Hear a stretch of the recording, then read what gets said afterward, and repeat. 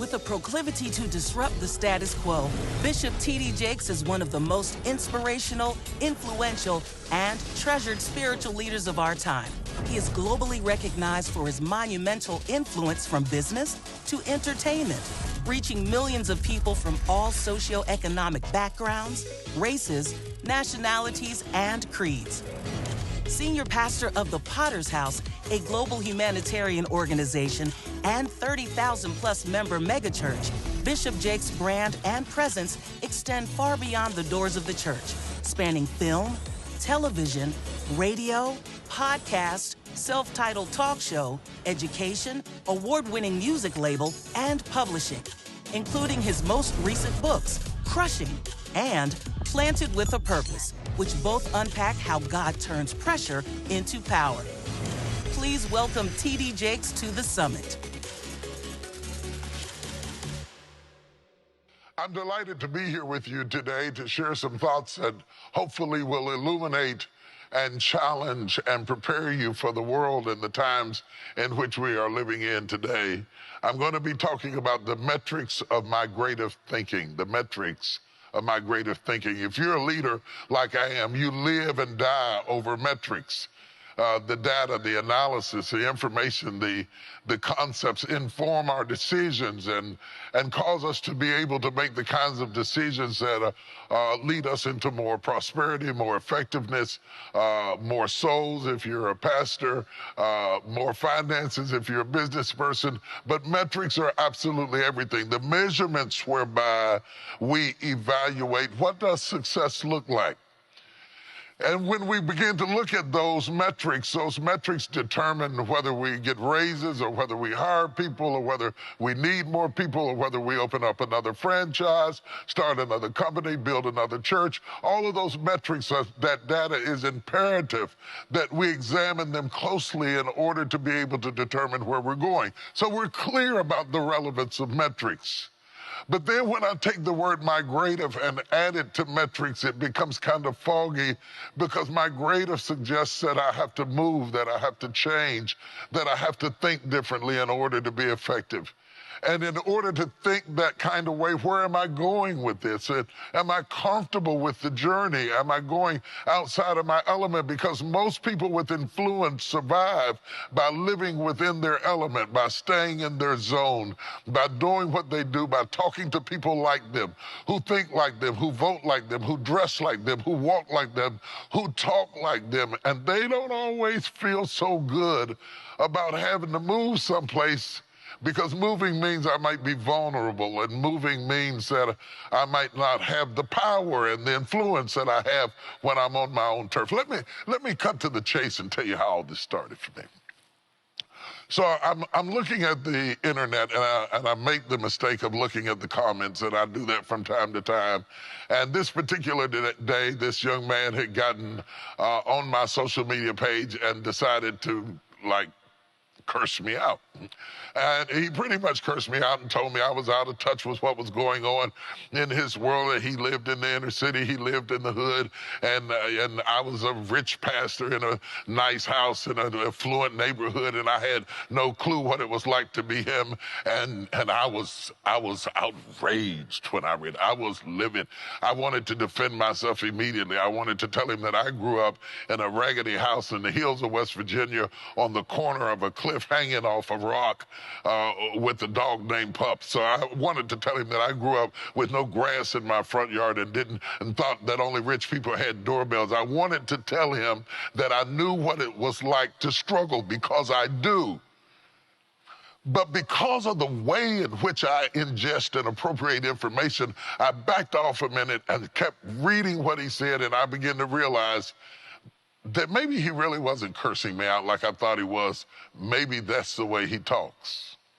And as I began to understand that that was the way he talked, I then looked at the truth behind the talk, because sometimes the talk will stop us from hearing the truth. And I looked at the truth behind what he said, and the reality was he was kind of right.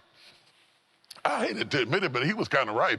I knew what it was like to be broke. I knew what it was like to eat government cheese. I knew what it was like to cut coupons out of a newspaper clipping. I knew what it was for my mother to have top value stamps. I knew all about all of that, but I did not know what it was like to step over needles and have gunfire outside my apartment, and know what it was like for somebody to crash in a wall or kill somebody on the street, and I have to step over them to get where I was trying to go. And suddenly I recognized that his reality was much different from my own.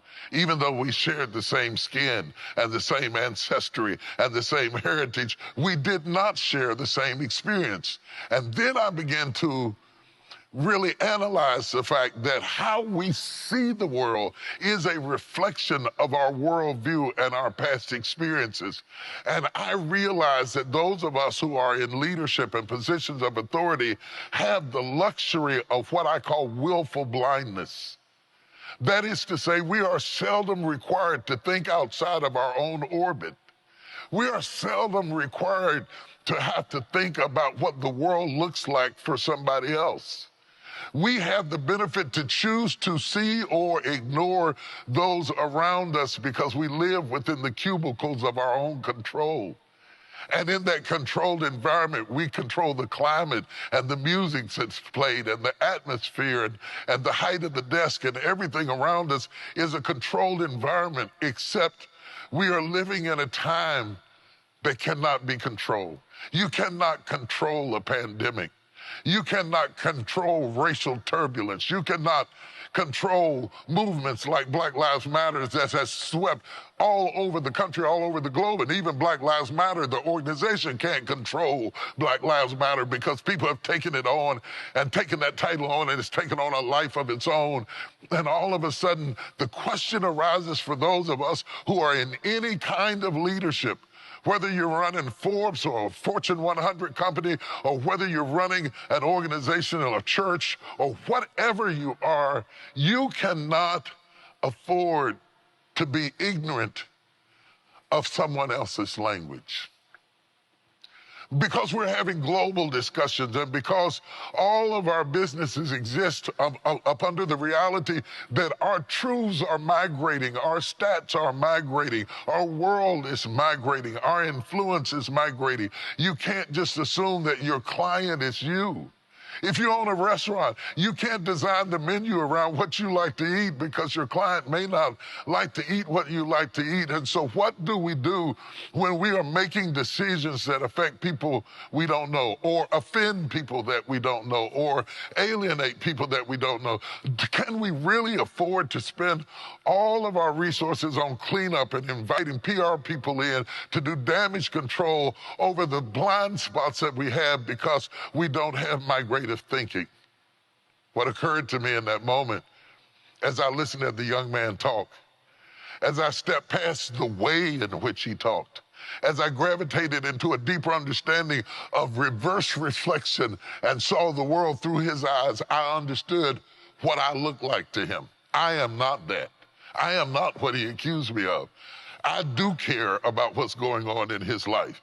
But from his perspective, I began to understand that I needed to migrate my thinking into a world that was uncomfortable for me in order to be relevant outside of the universe of my own influence.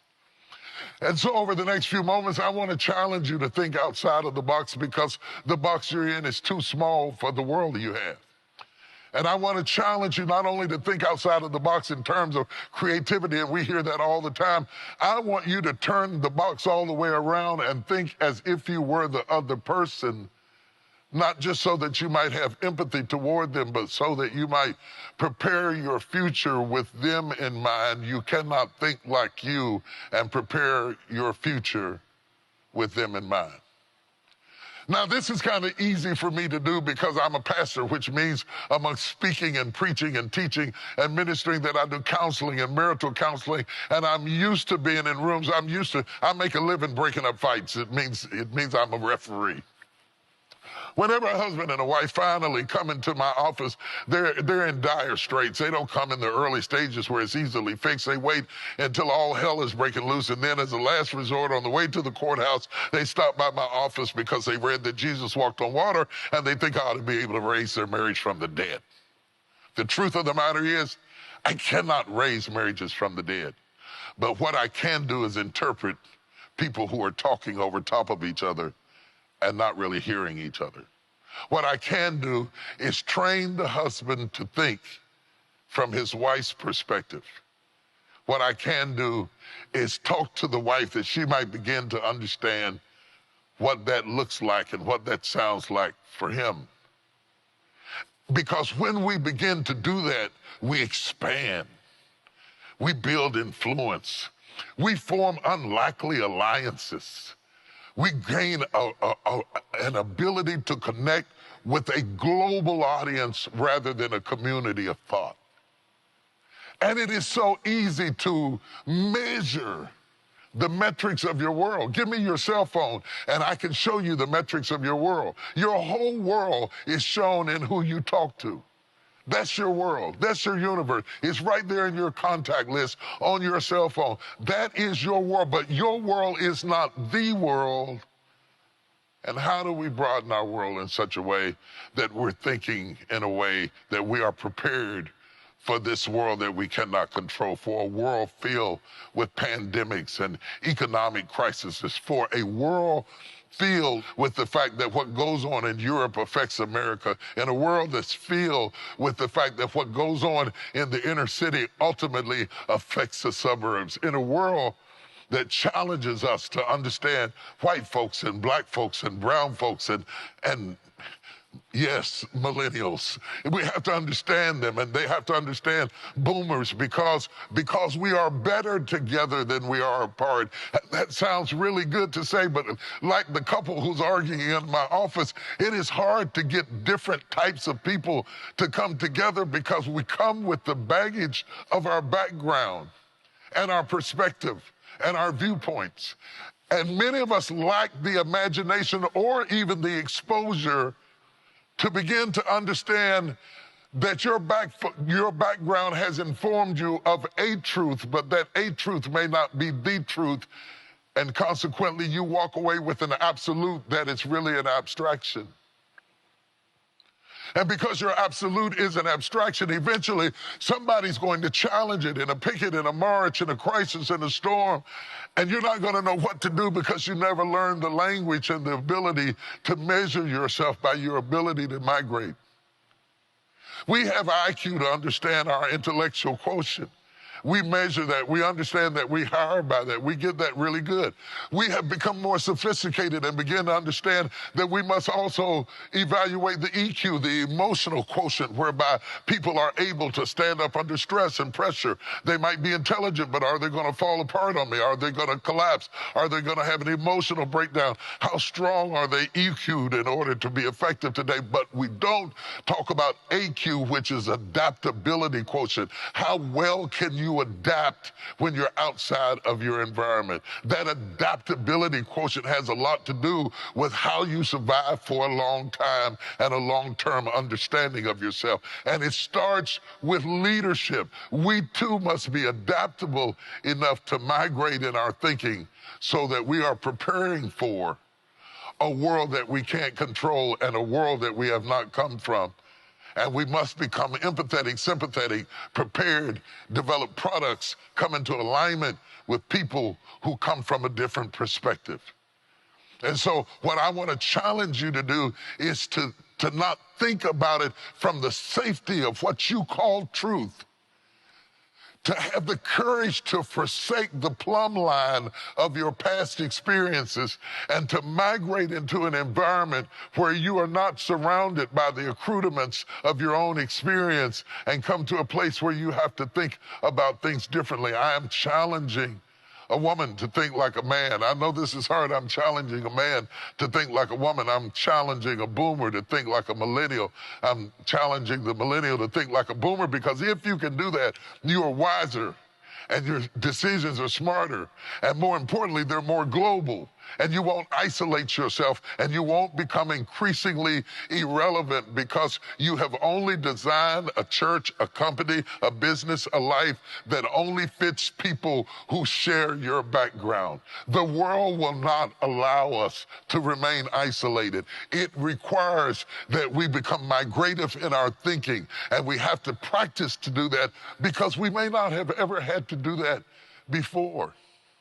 And I imagine myself living in the slums in a high crime area in a city with gangs and gunfire. And that made me so uncomfortable because I don't like to operate where I don't know the rules.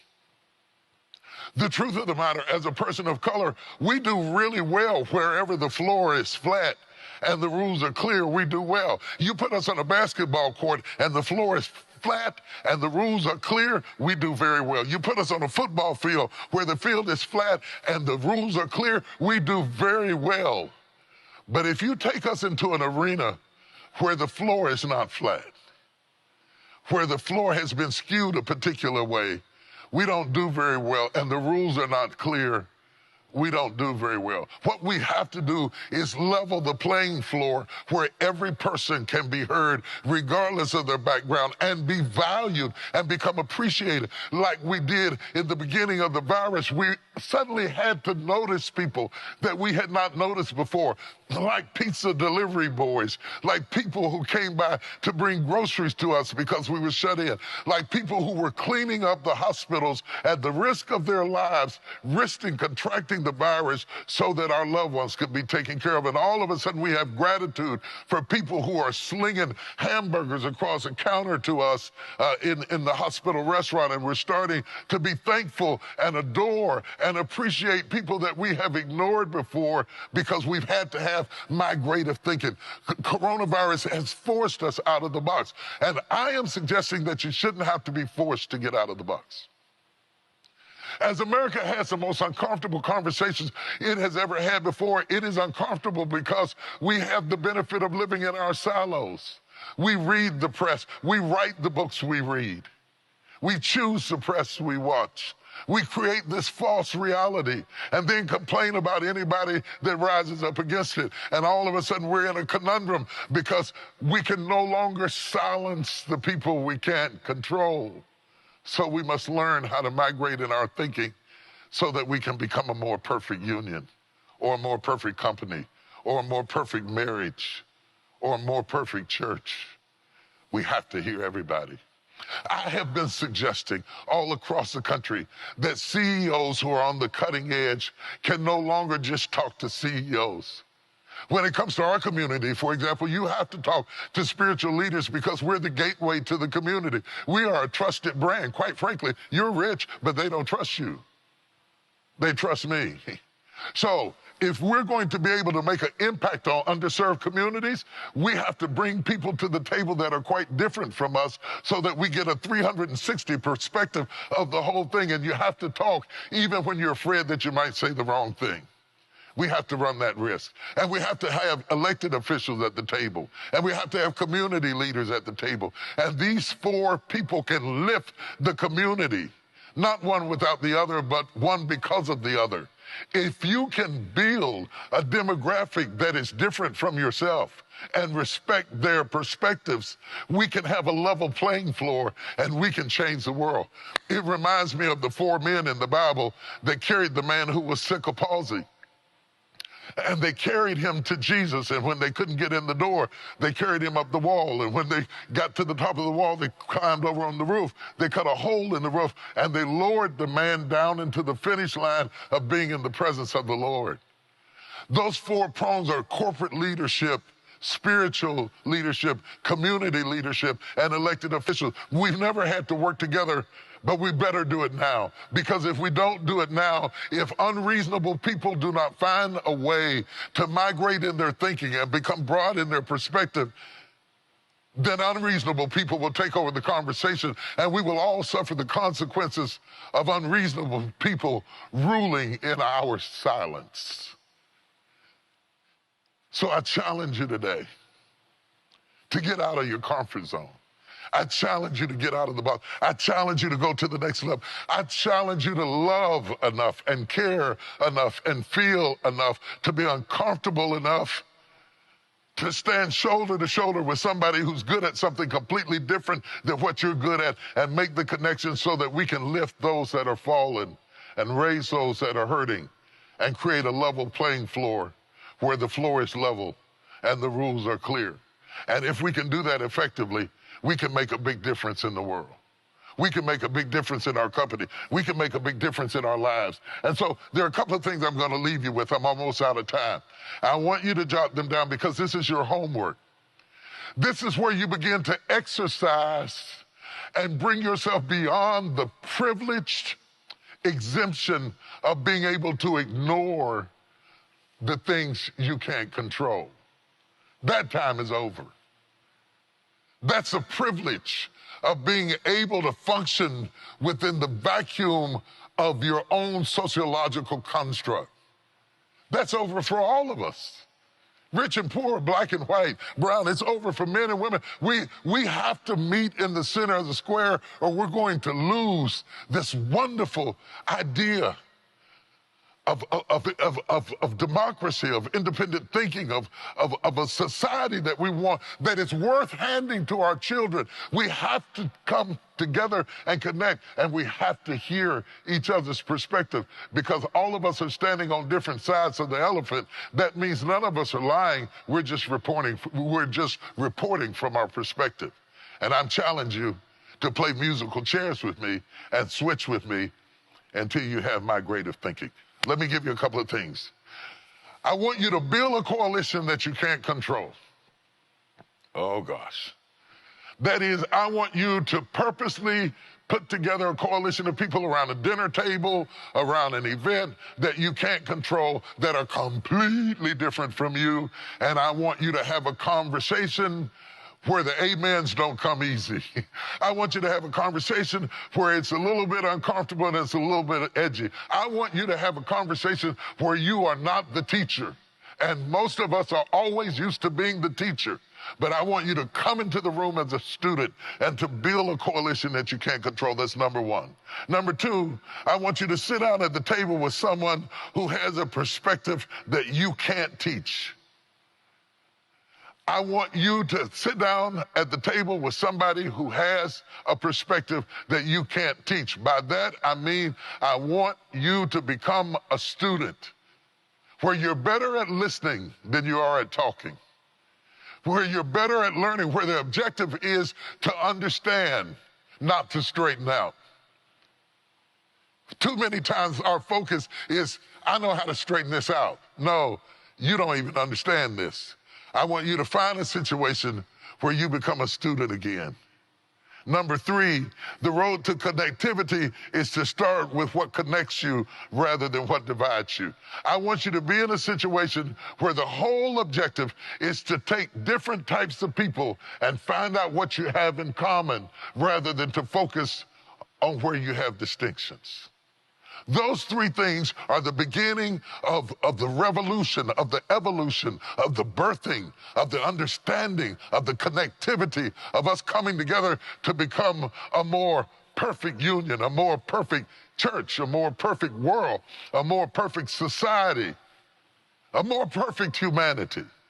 And if we achieve this lofty idea of mine, if we are willing to forsake the comfort of our home base ideas and pack us an overnight bag and take a journey into a world and a new frontier, then we will be like the founding fathers. Then we will be like the explorers that went to new countries and new worlds and new places, and they had the courage to go, but they didn't always have the courage to learn. So they went to new places, but they took them over. I'm not asking you to come take over.